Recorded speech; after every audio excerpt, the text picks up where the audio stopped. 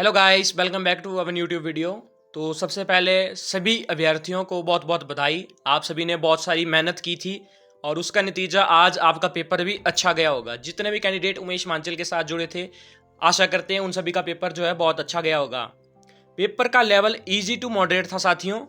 Maximum बच्चों को paper easy लगा। हमने एक पोल जो है लगाया था, फिलहाल 1 घंटा हो चुका है पेपर हुए हुए।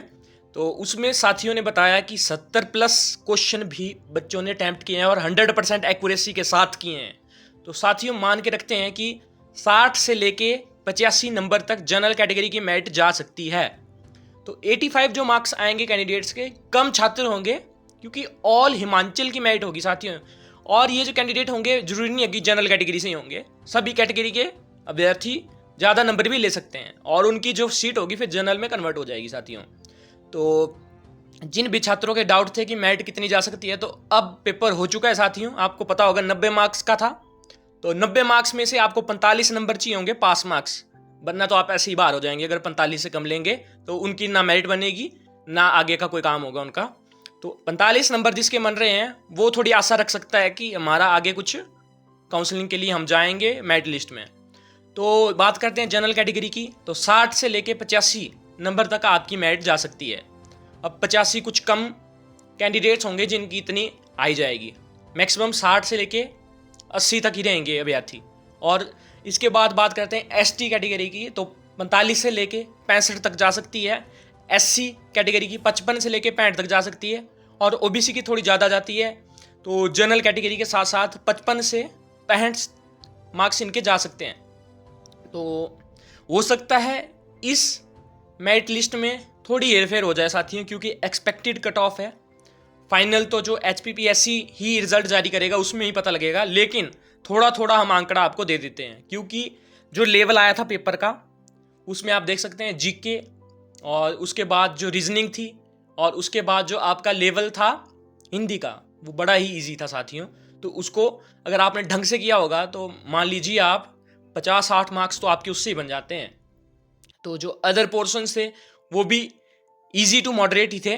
तो आशा करते हैं कि सभी ने अच्छे से किया होगा और जिस हिसाब से हमें पोल में बताया गया अभ्यर्थियों द्वारा, तो मेरिट जो है आपकी इतनी जा रही है साथियों। एक्सपेक्टेड कट ऑफ जो है आपकी इसी हिसाब से रहेगी।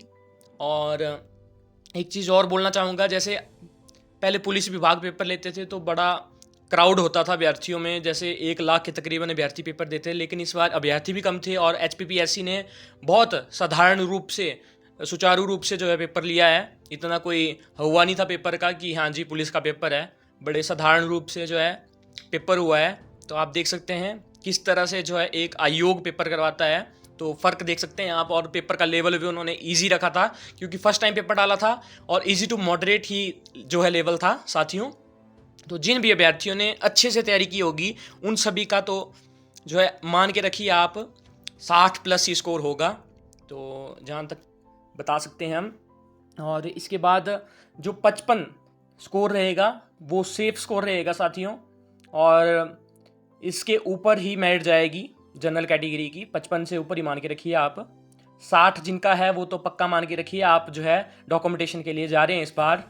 और इस बार जो है आप देख सकते हैं 16,000 ही अभ्यर्थी हैं और स्टेट, पूरी स्टेट की मेरिट बनेगी साथियों। जो महिलाएं रह जाती थी, जैसे मंडी में अगर कोई महिला अभ्यर्थी नहीं है तो वो छूट जाती थी।